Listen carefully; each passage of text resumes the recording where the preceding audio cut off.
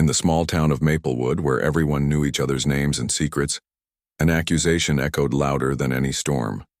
It was a crisp autumn morning when Marcus Johnson, a 34-year-old mechanic with calloused hands and a heart full of kindness, found himself at the center of chaos he couldn't have imagined.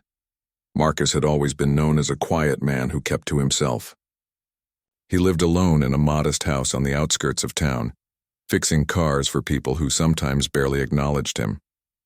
Despite this, Marcus carried no bitterness. Instead, he believed in doing good wherever he could. That belief would soon become both his greatest strength and his biggest burden. The trouble began when Emily Carter, a 7-year-old girl with golden curls and wide blue eyes, went missing after school. Her frantic mother, Sarah Carter, alerted the authorities immediately.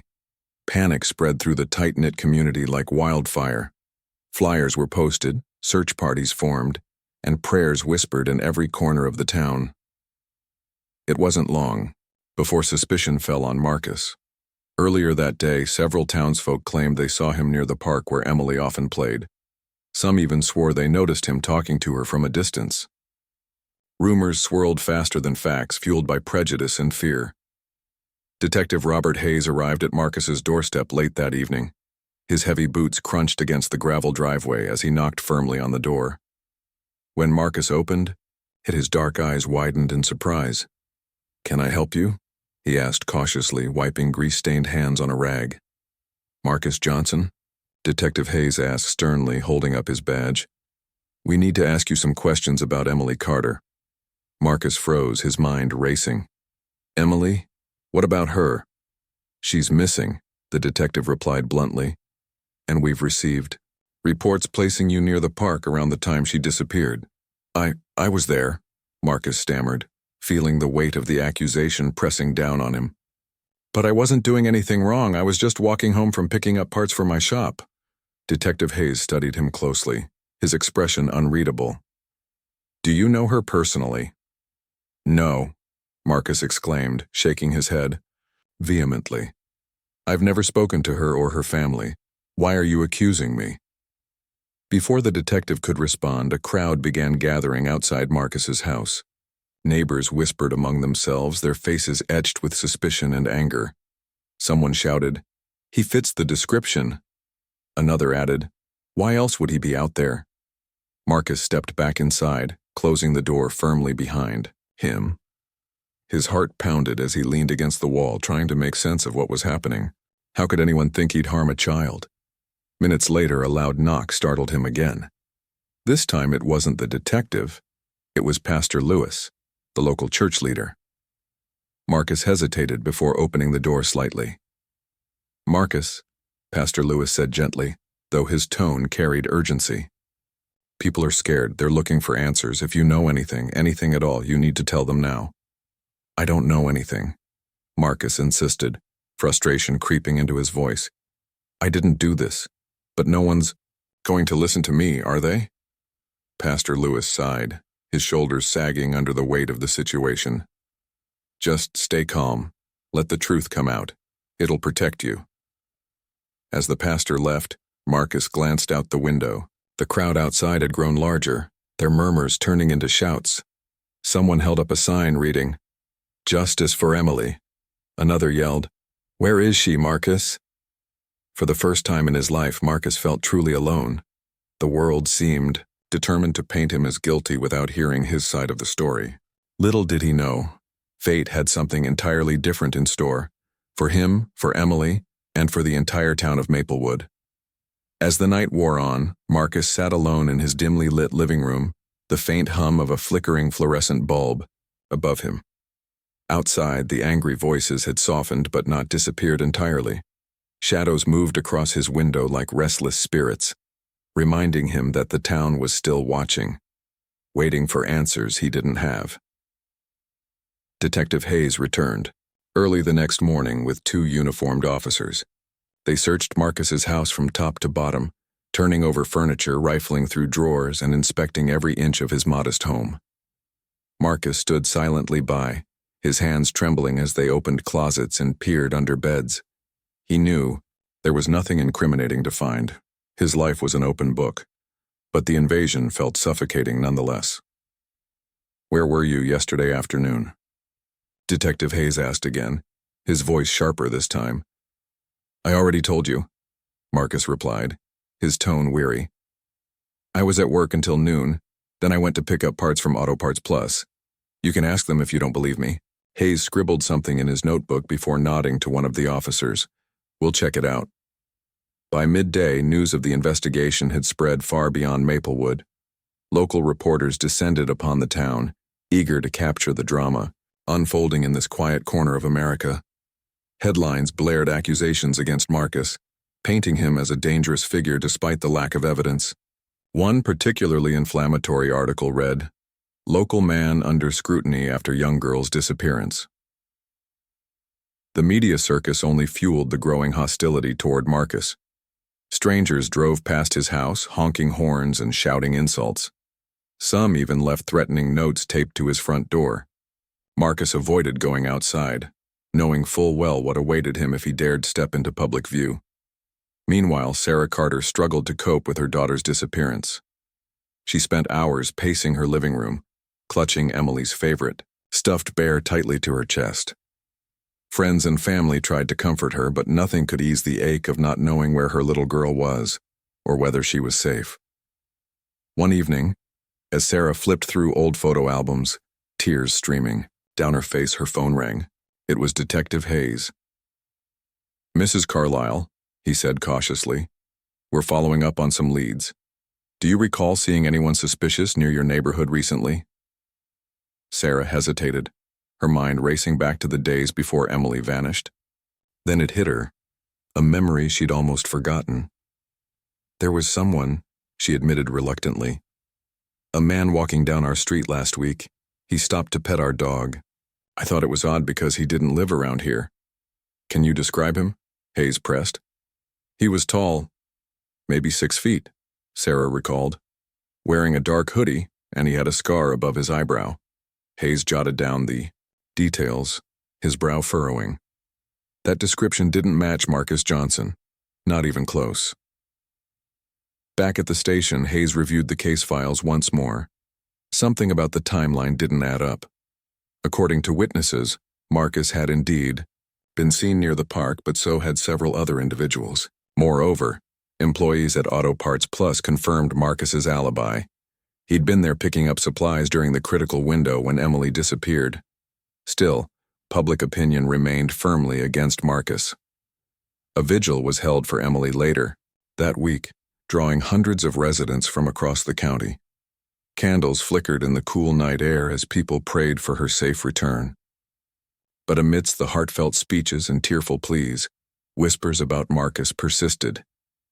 "They should lock him up," muttered one woman to her friend. "If he didn't do it, why does he look so guilty?" Pastor Lewis, who attended the vigil, couldn't ignore the mounting tension. Afterward, he approached Sarah privately. "Have faith," he urged gently. "Justice will prevail, but we must be careful not to condemn someone without proof." Sarah nodded absently, though doubt lingered in her eyes. She wanted justice for Emily, but she also wanted the truth. Unbeknownst to everyone, however, the truth was closer than they realized. On the outskirts of town, hidden deep within the woods, a dilapidated cabin stood abandoned, or so it seemed. Inside, shadows moved faintly, accompanied by the faint sound of muffled cries. For now, the world continued to point fingers at Marcus, oblivious to the real danger lurking just beyond their reach. But karma, as they say, has a way of revealing itself when least expected, and its arrival would change everything. The days following the vigil were a blur of chaos and confusion for Marcus. Though Detective Hayes had begun to doubt his guilt, public sentiment remained firmly against him. Rumors spread like wildfire, fueled by fear and prejudice. Some townsfolk refused to bring their cars to his shop, while others crossed the street to avoid making eye contact with him. Even Pastor Lewis, who tried to advocate for calm and reason, found himself struggling to defend Marcus in the face of overwhelming hostility. One morning, as Marcus sat alone in his workshop staring blankly at an unfinished car engine, there was a soft knock on the door. He looked up, surprised to see Mrs. Thompson, an elderly woman who lived 2 streets over. She carried a basket, filled with homemade bread and jam, her wrinkled hands trembling slightly as she held it out toward him. "I'm not here to judge you, Marcus," she said softly, her voice warm but tinged with sadness. "I just wanted to offer some kindness. These are dark times and no one should face them alone." Marcus hesitated before taking the basket, his throat tight with emotion. "Thank you," he managed to say, though his voice cracked under the weight of everything he'd endured. Mrs. Thompson nodded sympathetically. "People will come around when the truth comes out. Until then, hold on to hope." As she turned to leave, Marcus felt a flicker of gratitude but also a deep ache. Hope was hard to cling to when the world seemed determined to see him as guilty. Meanwhile, Detective Hayes continued digging into the case, driven by both duty and a growing sense that they were looking in the wrong direction. His team revisited the park where Emily had last been seen, combing through every inch of the area for overlooked evidence. It was during this search that Officer Ramirez, one of Hayes's most diligent detectives, stumbled upon something unusual near the edge of the woods, a torn piece of fabric caught on a thorny bush. "This wasn't here before," Ramirez muttered, carefully plucking the scrap of cloth free. It was small, barely noticeable, but its texture and color stood out against the natural surroundings. Hayes examined it closely. "This looks like part of a hoodie," he said thoughtfully. "And it matches the description Sarah gave us, the one with the scarred man." Excitement rippled through the team. For the first time since the investigation began, they had tangible evidence pointing away from Marcus. But Hayes knew better than to jump to conclusions. They needed more. Back at the station, forensic analysts worked tirelessly to extract any DNA or fibers from the fabric. While they waited for results, Hayes decided to revisit the timeline of events leading up to Emily's disappearance. He called Sarah again, hoping to jog her memory about anything unusual she might have missed. "Think back to the week before Emily went missing," Hayes urged gently. "Did anyone new show up in your neighborhood? A repairman, delivery driver, maybe someone asking strange questions?" Sarah frowned, her brow furrowing as she sifted through her memories. Then her eyes widened. "There was someone," she exclaimed suddenly. "A man came to fix our water heater. I thought it was odd because we hadn't called for service. He said he was doing routine checks in the area." "Do you remember what he looked like?" Hayes asked quickly. "He was tall, wore a dark hoodie, and now that I think about it, he did have a scar above his eyebrow," Sarah replied, her voice shaking. Hayes's heart raced. This was the second witness describing the same individual.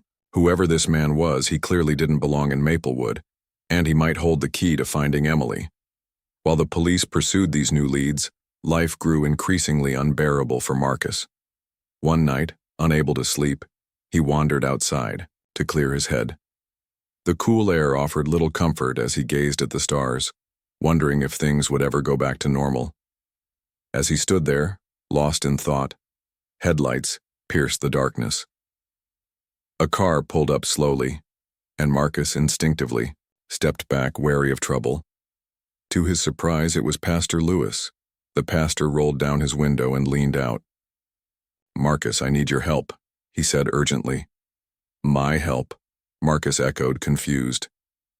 "There's been another development," Lewis explained.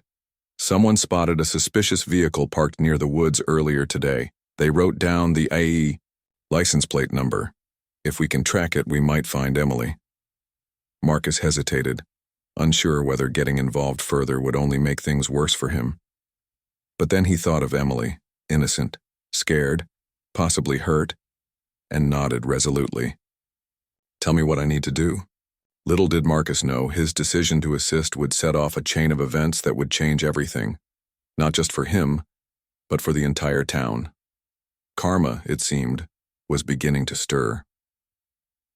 The next morning, Marcus found himself sitting in Pastor Lewis's modest office, staring at a scrap of paper with a license plate number scrawled across it.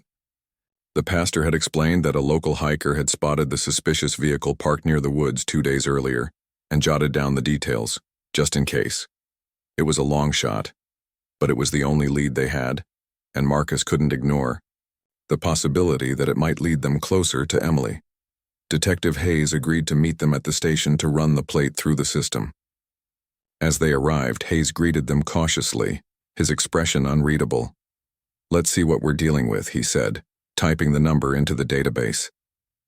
Moments later, the screen lit up with information about the vehicle's owner, a man named Victor Kane, a drifter with a history of minor offenses, trespassing, theft, and one restraining order filed against him by a family who accused him of lurking around their property. Victor Kane, Hayes muttered, studying the photo attached to the file. The man matched Sarah's description perfectly. Tall, scarred above the eyebrow, and often seen wearing dark hoodies. "This is him," Marcus said firmly, pointing at the screen. "This has to be the guy." Hayes nodded grimly. "We'll bring him in for questioning. But first, we need to locate him." As the detective worked on tracking Victor's whereabouts, Marcus felt a surge of hope mixed with unease. Could this finally prove his innocence? And more importantly, could it lead them to Emily?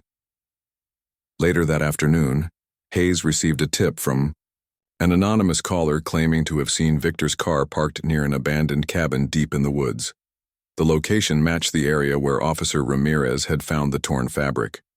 With no time to waste, Hayes assembled a search team and headed out, bringing Marcus along as a witness. Not because he was still under suspicion, but because his knowledge of the town might prove useful. The journey to the cabin was fraught with tension. The dense forest loomed ominously around them, its shadows stretching long in the fading light. When they finally reached the clearing, the sight of Victor's beat-up sedan confirmed their suspicions. "Stay behind us," Hayes instructed Marcus as the officers approached the cabin cautiously, weapons drawn. Inside, the scene was chilling. The air smelled stale, and the floorboards creaked underfoot. In the corner of the main room, bound and gagged but alive, was Emily.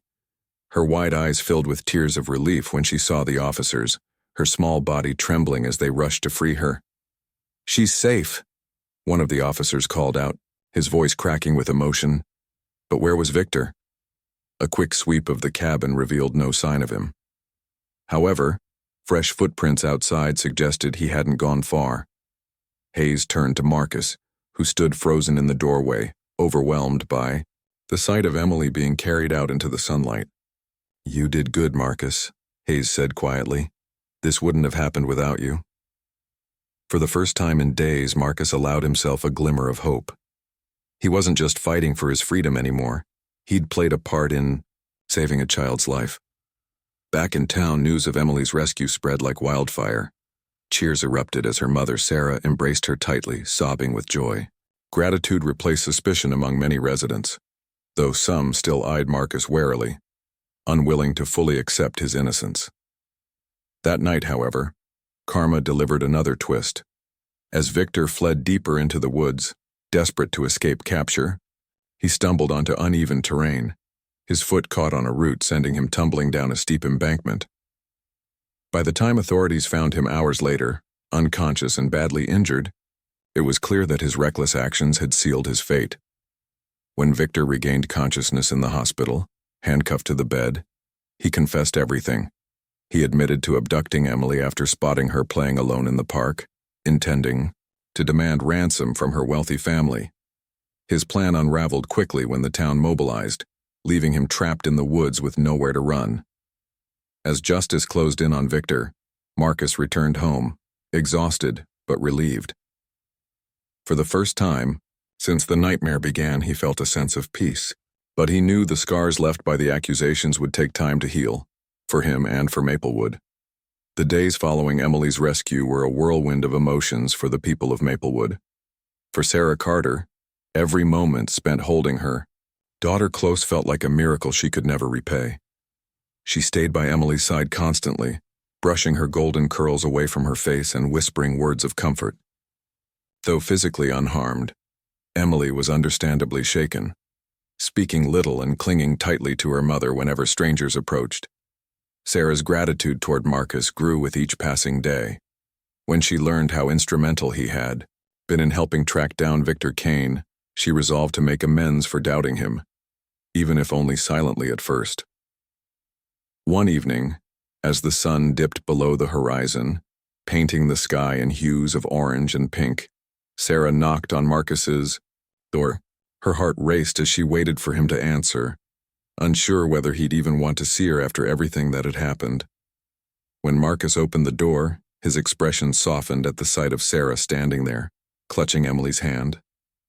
"Mrs. Carter," he said cautiously, stepping aside to let them in. "Marcus, I don't know where to start," Sarah began, her voice trembling. "I owe you an apology for doubting you, for believing what others said without knowing the truth." Marcus shook his head gently. "You were scared for your daughter, I understand. But it doesn't excuse what happened," Sarah insisted, tears welling up in her eyes. "You helped bring Emily back to me, and I'll never forget that. Thank you from the bottom of my heart." Emily looked up at Marcus shyly, her small voice barely audible. "Thank you, Mr. Marcus." For a moment, Marcus was speechless. He knelt down to Emily's level, offering her a warm smile. "I'm just glad you're safe, sweetheart." That simple exchange marked the beginning of healing, not just for Marcus and the Carters, but for the entire town. Word of Sarah's visit spread quickly, prompting many residents to reconsider their harsh judgments. Some came forward to apologize personally, while others showed their remorse through small acts of kindness. A group of neighbors cleaned up the hateful graffiti that had appeared on Marcus's garage door, replacing it with messages of support and encouragement. Pastor Lewis seized the opportunity to address the community during Sunday service. Standing before a packed congregation, he spoke passionately about forgiveness, prejudice, and the dangers of jumping to conclusions. "We've all made mistakes this past week," he said, his voice steady yet compassionate, "but we have a chance now to do better, to be better. Let us not define ourselves by our failures, but by how we rise above them." His words resonated deeply, sparking conversations among townsfolk who had previously turned a blind eye to the injustice Marcus faced. Slowly but surely, attitudes began to shift. Meanwhile, Detective Hayes continued piecing together the full scope of Victor Kane's crimes. During interviews, Victor revealed chilling details about his motives, admitting that he had targeted Emily because of her family's wealth and visibility in the community. His confession painted a disturbing picture of a man driven by greed and desperation, willing to destroy lives without remorse. Victor's arrest brought some measure of closure to the town, but it also served as a stark reminder of the darkness that could lurk beneath the surface of seemingly ordinary places. For Marcus, however, the ordeal reinforced something he'd always believed, that good ultimately triumphed over evil, even if the journey was painful. One afternoon, as Marcus worked on repairing a car in his shop, a familiar figure entered. Officer Ramirez. "Hey, Marcus," Ramirez greeted him warmly. "Just wanted to check in. How are you holding up?" Marcus wiped his hands on a rag and smiled faintly. "Better than I was. It's been a lot, but I'm getting there." "You deserve better than what happened," Ramirez said sincerely. "And I promise you, we're doing everything we can to ensure justice is served. For you, for Emily, and for everyone affected." Marcus nodded appreciatively. "Thanks, officer. That means a lot." As Ramirez left, Marcus returned to his work, feeling a renewed sense of purpose. Despite the pain and mistrust he'd endured, he refused to let bitterness take root. Instead, he focused on rebuilding, not just his reputation, but his faith in humanity. Little did he know, karma wasn't done yet. Unbeknownst to anyone, another twist awaited, one that would test the town's newfound unity and force them to confront their lingering prejudices once and for all. Just as Maplewood began to settle into a fragile sense of peace, another storm brewed. This time, not from outside forces, but from within. It started with a letter, delivered anonymously to the local newspaper office and published without hesitation. The headline read, "Victor Kane was framed. The real truth about Emily's abduction." The article claimed that Victor Kane, while guilty of abducting Emily, had been manipulated by someone else, a shadowy figure who orchestrated the entire scheme. According to the letter, this person sought revenge against Sarah Carter for reasons unknown, using Victor as a pawn in their twisted game. At first, many dismissed the letter as nonsense, a desperate attempt to muddy the waters or shift blame. But when Detective Hayes received an envelope containing photographic evidence linking Sarah's estranged brother, Thomas Reed, to Victor Kane, skepticism turned to suspicion. Thomas, a man with a troubled past and a history of conflict with his sister, had disappeared from town years ago after a bitter family feud over inheritance money. Rumors swirled that he harbored resentment toward Sarah, blaming her for cutting him out of their parents' will. Though no one had seen him since, whispers about his possible return began to circulate. Hayes wasted no time reopening the investigation. He called Sarah in for questioning, his tone cautious but firm. "Sarah, do you know anyone who might hold a grudge against you? Anyone who could have wanted to hurt Emily to get back at you?" Sarah hesitated, her face pale. You think it's Thomas, don't you?" "It's too early to say," Hayes replied evenly. "But we need to consider all possibilities." Marcus, hearing about the new development through Pastor Lewis, felt a pang of unease. He'd hoped the nightmare was over, yet here it was again, threatening to unravel everything they'd worked so hard to rebuild. Determined to help, he reached out to Hayes, offering any assistance he could provide. "May not know much," Marcus admitted, "but I've lived here long enough to hear stories. If Thomas is involved, there has to be a trail somewhere." Hayes appreciated Marcus's willingness to step forward, especially given how unfairly he'd been treated before. Together, they pored over old records, piecing together fragments of Thomas's life before he left town. One name kept surfacing repeatedly: a former associate named Roger Dale, known for his shady dealings and connections to low-level criminals. When detectives tracked down Roger, now living in a neighboring county, he initially refused to cooperate. But under pressure and promises of leniency for unrelated charges, he eventually cracked.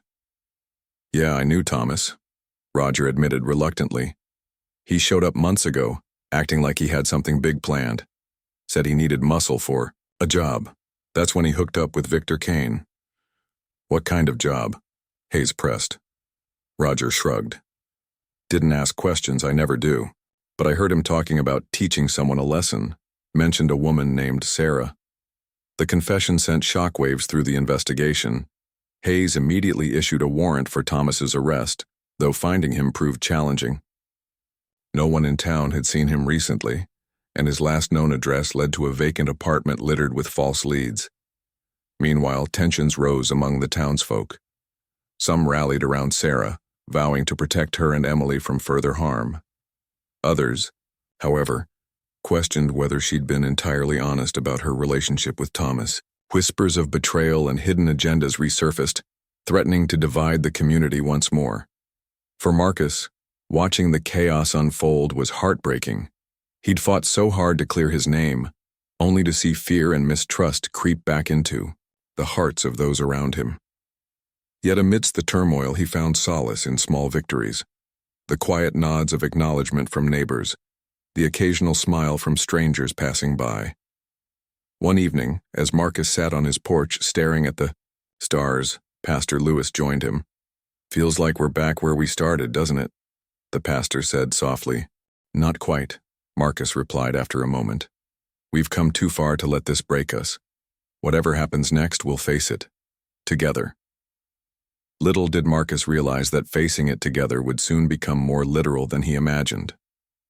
Karma, true to its unpredictable nature, was preparing one final twist, one that would test every ounce of courage and compassion the town had left. The hunt for Thomas Reed intensified as days turned into weeks. Detective Hayes and his team left no stone unturned, combing through every lead, interrogating acquaintances and monitoring potential hideouts. But Thomas remained elusive, a ghost haunting the edges of Maplewood's collective consciousness. The town grew restless, its fragile unity tested once again by fear and uncertainty. Then came the night that changed everything. Marcus was closing up his workshop when he heard footsteps approaching from behind. He turned cautiously, expecting another angry neighbor or perhaps even Detective Hayes with an update. Instead, he found himself face to face with Thomas Reed, a gaunt man with sunken eyes and a hardened expression.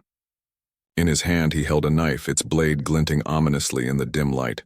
"Don't move," Thomas growled, his voice trembling with desperation. "You're coming with me." Marcus froze, his mind racing. "Thomas, listen to me," he said calmly, raising his hand slightly. "Whatever you're planning, it's not worth it. You don't want to hurt anyone else." "You think I care about hurting people?" Thomas spat bitterly. "Sarah ruined my life. Everything I had. She took what was mine, and now she thinks she can just move on like nothing happened. Well, I'm done playing nice." Before Marcus could respond, a shout rang out from nearby. It was Pastor Lewis, who had been walking home and spotted the confrontation. Without hesitation, the pastor stepped forward, positioning himself between Marcus and Thomas. "Put the knife down, son," Pastor Lewis urged, his tone firm but compassionate. "This isn't the answer. Hurting Marcus won't fix anything." For a moment Thomas wavered, his grip on the knife loosening. But then his resolve hardened again. "Stay out of this," he snapped, taking a step closer to Marcus. Suddenly, headlights pierced the darkness as a police car screeched to a halt nearby. Officers spilled out, guns drawn, shouting for Thomas to surrender. Cornered and overwhelmed, Thomas hesitated, and in that split second, Marcus seized the opportunity. With quick reflexes, he lunged forward, knocking the knife from Thomas's hand and tackling him to the ground. Within moments, officers subdued Thomas, cuffing him as he screamed curses into the night. As they hauled him away, Detective Hayes approached Marcus, his expression one of both relief and admiration. "You saved us all tonight," Hayes said quietly. "Thank you." Marcus shook his head, still catching his breath. "I didn't do it alone. Pastor Lewis, everyone. We stood together." Word of the arrest spread quickly, bringing a mix of shock and relief to the townsfolk. For Sarah, it was bittersweet. She'd always known her brother harbored resentment, but never imagined it would escalate to such extremes. Still, she vowed to forgive him, not because he deserved it, but because holding on to hatred would only poison her heart further. In the weeks that followed, Thomas confessed to orchestrating Emily's abduction, admitting he'd hired Victor Kane to carry out the plan while staying in the shadows. His confession brought closure to the case, allowing the town to begin healing once more. As for Marcus, he became a symbol of resilience and courage in Maplewood. Neighbors who had once doubted him now sought him out, eager to make amends and express their gratitude. Even those who had been slow to change warmed up to him, recognizing the strength of character it took to endure what he had. One evening, as autumn leaves swirled around his porch, Marcus sat with Pastor Lewis, reflecting on all that had transpired. "It's funny," Marcus mused, sipping a cup of coffee. "I thought I lost everything during all of this, but somehow I feel like I've gained so much more." Pastor Lewis smiled knowingly. "That's the thing about karma, Marcus. It doesn't always give us what we expect. It gives us what we need. And sometimes what we need is each other." Maplewood wasn't perfect, it never would be, but it was stronger than before. Through trials and triumphs, its people had learned the power of forgiveness, unity, and hope. And though scars remained, they served as reminders of how far they'd come and how far they could still go.